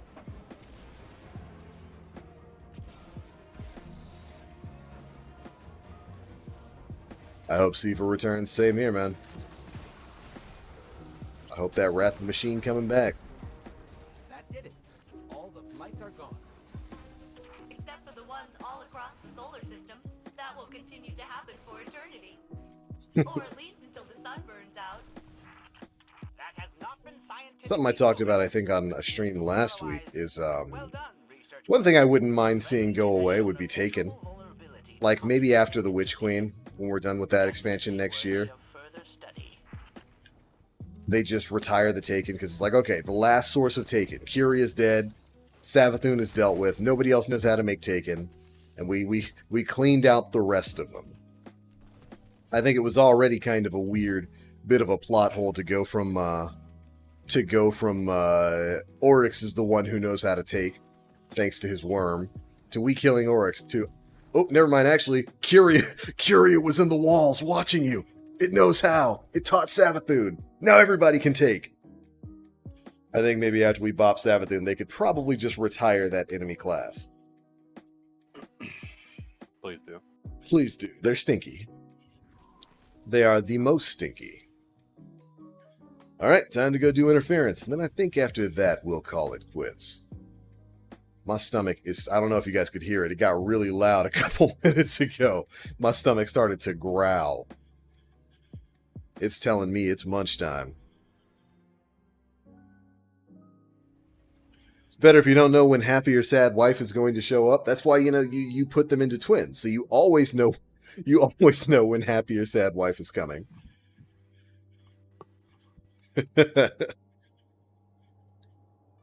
Oh, did you not hear about her daughter? We bodied her on a 3-week basis.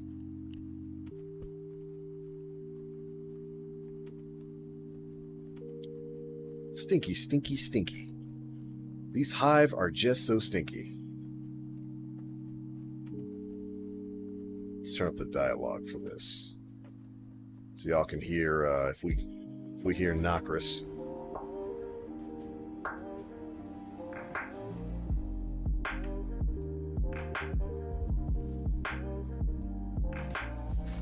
Savathun's forces attack the cradle. Destroy them. And use the seed to reveal the secrets that sleep within. The vid yesterday where Zavala was standing between two Cabal, what was that all about? We're not exactly sure yet. It was just a clip from the Beyond Light ViDoc. Or ViDoc, or however you want to pronounce it. He's sitting there with Osiris and the Cabal, so there's two trains of thought right now. One is that the Cabal are trying to figure out how to get rid of the pyramids too, so we've kind of formed an uneasy alliance. Number two is that it's in the Infinite Forest. That it's Osiris showing Zavala a vision.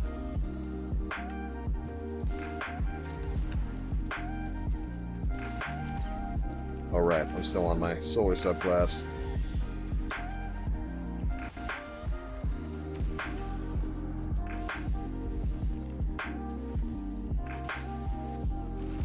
Come here, Eye of Savathun. You smelly witch. Whew. Dangerous. So back to Void. Thank you.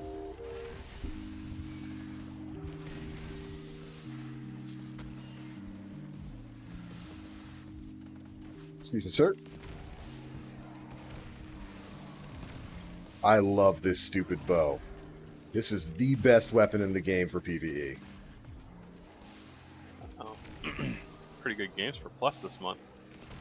Oh, what do we got? Got Shadow of War. Okay, That I dig that. I think it's Zavala teaming up with the Cabal. It very well might be. that's that Middle Earth game, and Yeah. Hollow Knight. Oh, Hollow Knight. Nice. That's pretty good. It's a good game. Yeah. And they announced at PS5 console launch, you will now have a new benefit of your PlayStation Plus membership at no additional cost.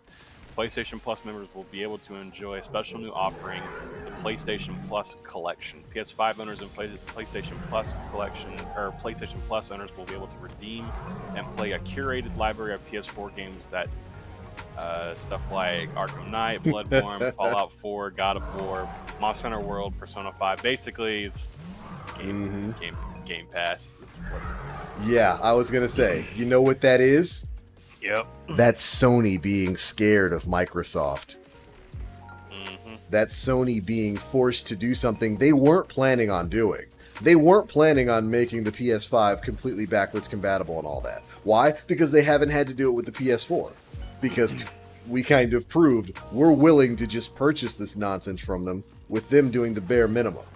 Game Pass. Microsoft has got them scared. And you know what? They should be scared. They should be terrified. I hope Microsoft absolutely dominates the console war this time. So it's about 15 to 20 games. You are a child. Garbage. Bloodborne, Days Gone, Detroit Become Burger, God of War, Infamous, Second Son. These are all their first party. Last of Us is good, Uncharted 4 is good, and then from the third party it's like Battlefield 1. Oh, we got Black Ops 3 Zombies Chronicles Edition. Let's Dang. go! We got Jetpackers on PS5, boys. Let's go! At least they put some good games on it. Yeah, they got Crash and Saint Trilogy. Good, good. Final Fantasy 15. Wow, 15's on there? Yeah. How much money did they have to shell out to Square for that? Just give us some of your 14 subs. We'll be fine. Yeah, Persona good. 5, Res 7, pretty good spread, but they're probably going to add more down the road, I would hope and assume. But yeah, this is definitely them being strong-armed by Microsoft. Yep, got to do something. Them Xbox sales must be looking real good right now. Yep. Good. I'm thinking about getting an S. Just a little tiny little space heater. Yeah, it's you know, and like for the price point, it's a good console. Yeah, it's like $300. It's great. It's very, very good. And again, the only reason I haven't picked up any of them is because like I play on PC. There's no games that are exclusively available on console right now that I really care about outside of Nintendo. Nintendo's the only company that still maintains that exclusivity. Yep. And they always will. Well, technically, there's one game on PC. What's that? Mario 64 EXE. EXE, that's right. By the way, they're almost done fully decompiling Ocarina of Time. Oh God, They're it's like happening. Yeah, they're like 60% of the way done with that. That's an ongoing project, and once it's finished, you're gonna see Ocarina of Time EXE. Oh, you dick! Thanks, whoever leaked the codex. Thank you. Much obliged. we're gonna get some pretty great stuff. Oh, y'all want to fight? Y'all want to have a sword fight?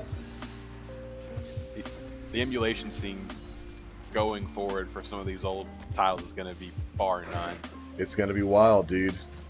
You're gonna have a lot of native ports of games you thought you'd never see again. Where's my native port of Snowboard Kids? Yo, That was are you painful. aware of the fan project to make Snowboard Kids 3 in Unity? Yeah, you brought that up. Yeah, it looked good. Make me happy to look at. We must be strong to break them. I'll take it as long as I get Big Snowman back. That's right.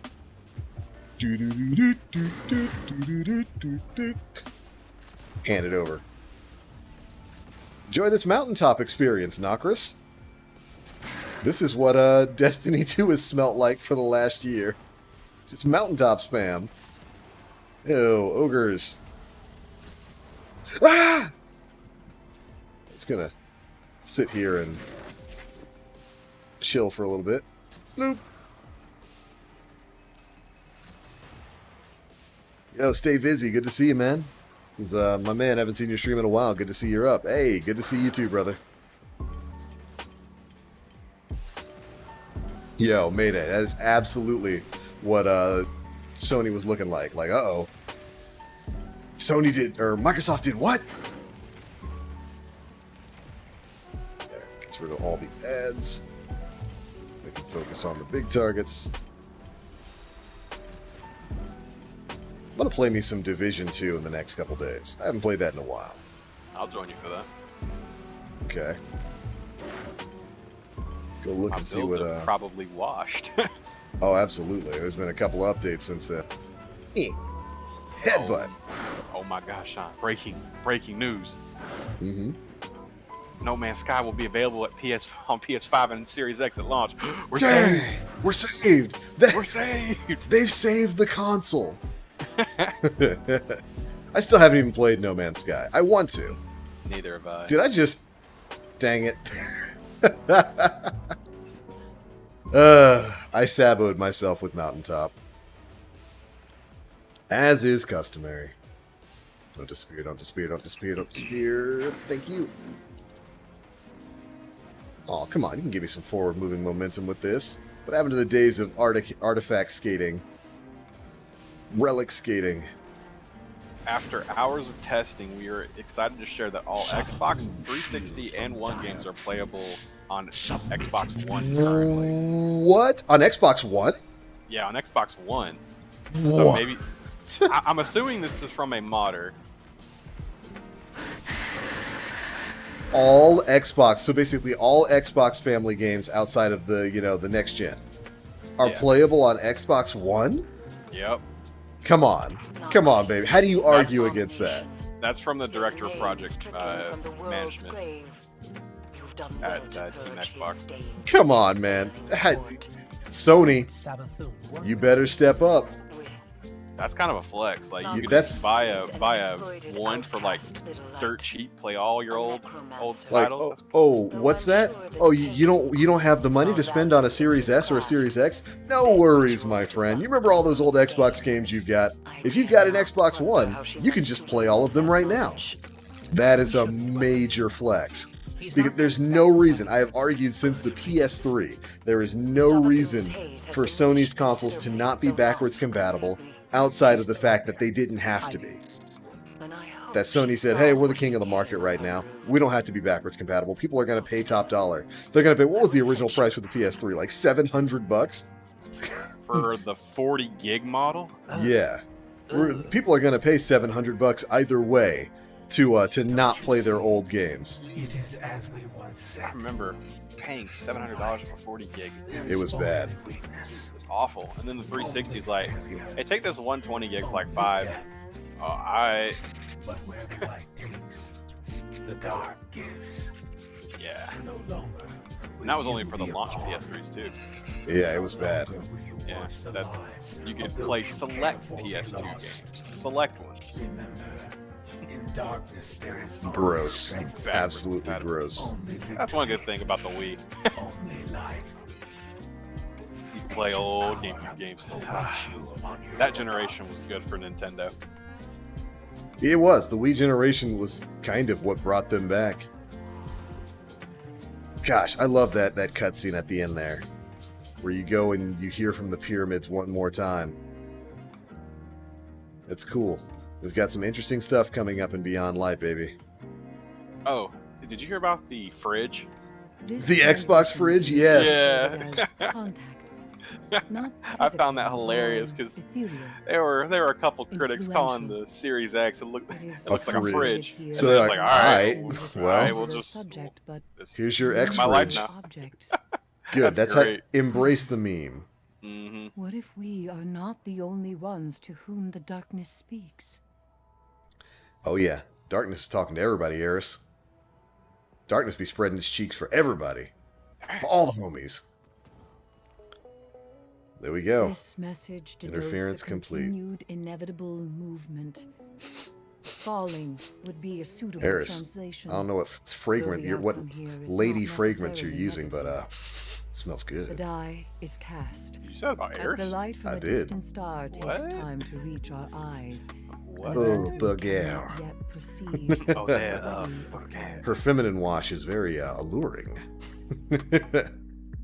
Just got Nim groveling. Step on me, please. Please, please, mommy, please.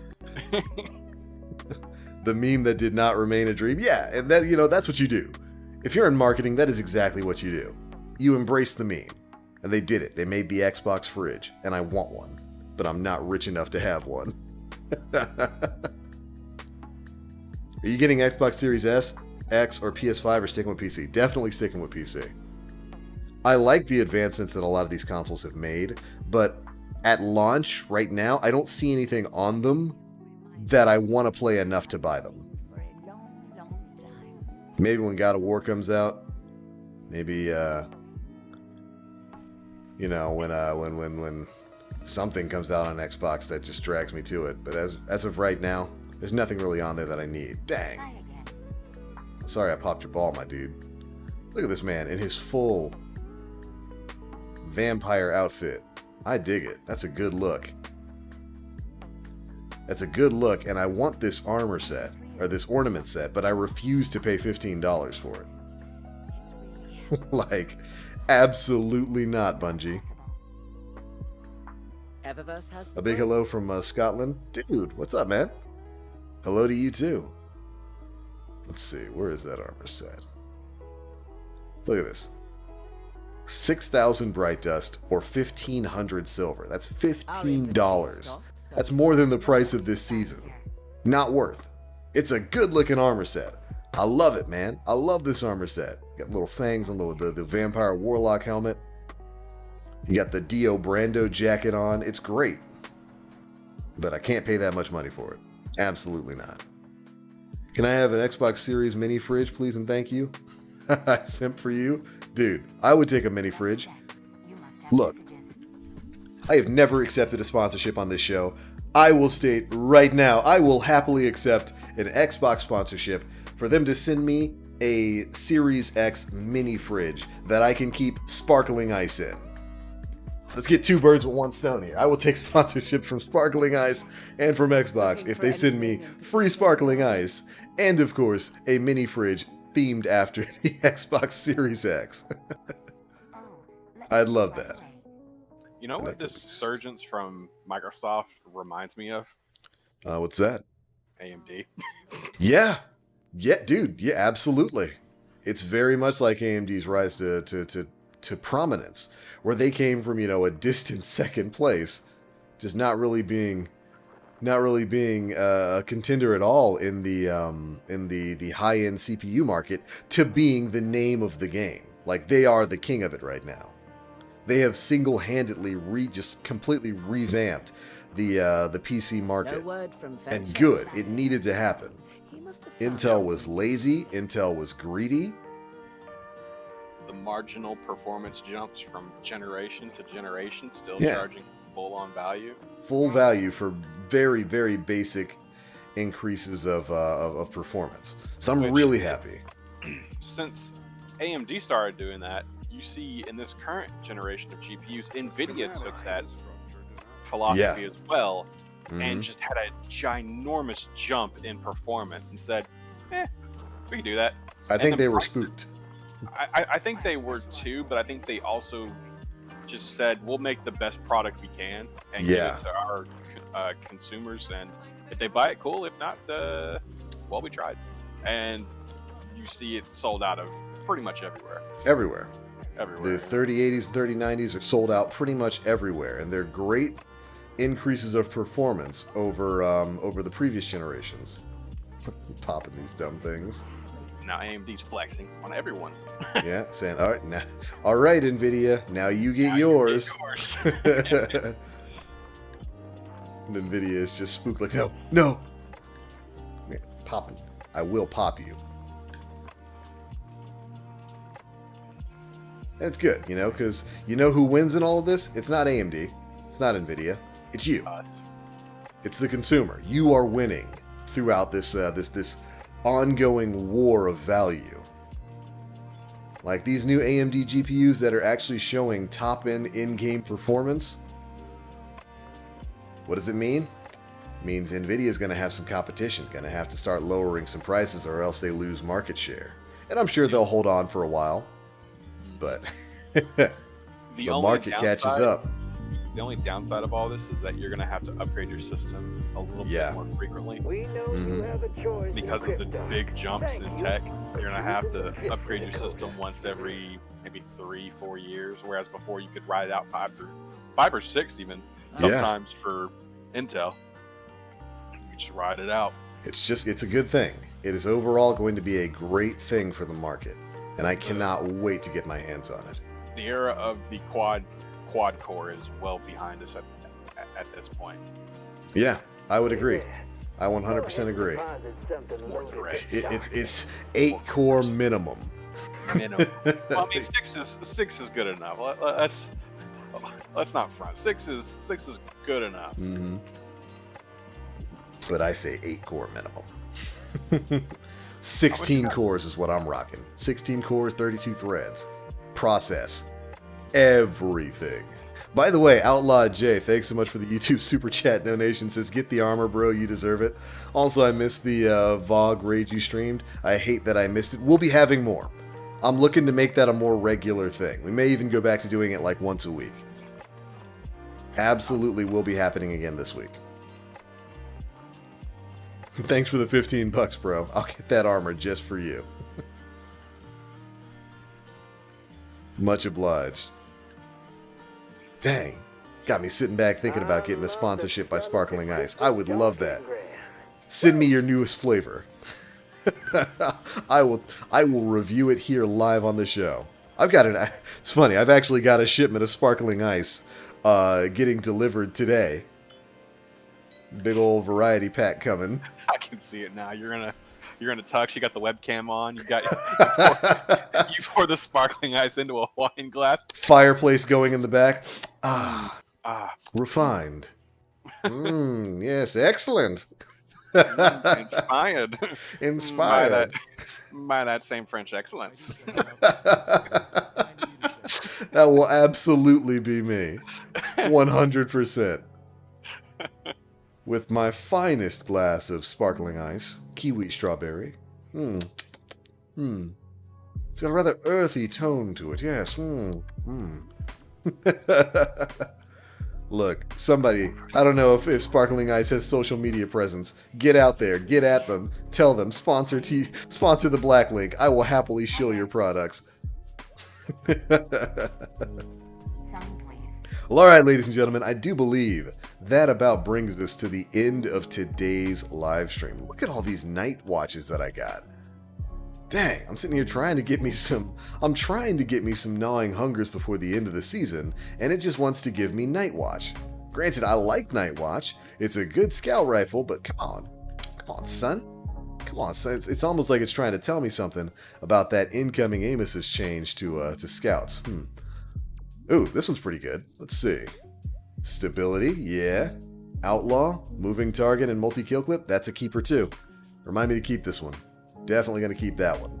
That'll be interesting to try, because like I said, Night Watch has like 69 aim assist. And when Beyond Light comes out... Nice. That's right. When Beyond Light comes out, they're going to be changing the way aim assist works on scout rifles, so that aim assist basically has a greater effect. They'll be able to track way easier. This is pretty good too. Explosive payload, multi-kill clip, threat detector, accurized. That one's not bad. And this is literally the same roll. Thanks. We'll keep this one though. This one's not bad. But alright everybody, thank you guys so much for tuning in today. It's been a lot of fun. We got our errands done. That was like our errands for the week. We got our weekly quest done here in the world of Destiny 2. We'll be back live streaming more tomorrow at around the same time, 11 a.m. Eastern time.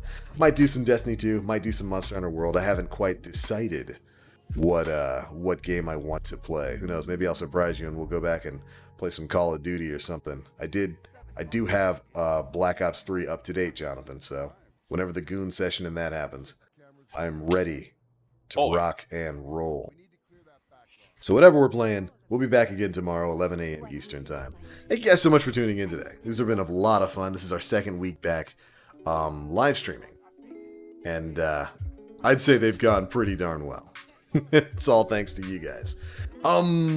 Friday will probably be Retro D1 day. Might go back and run a Nightfall or two in that, and if I've got enough people together, maybe go run a raid. So consider that everybody's invite. Show up if you want to get in on the raid goodness in D1.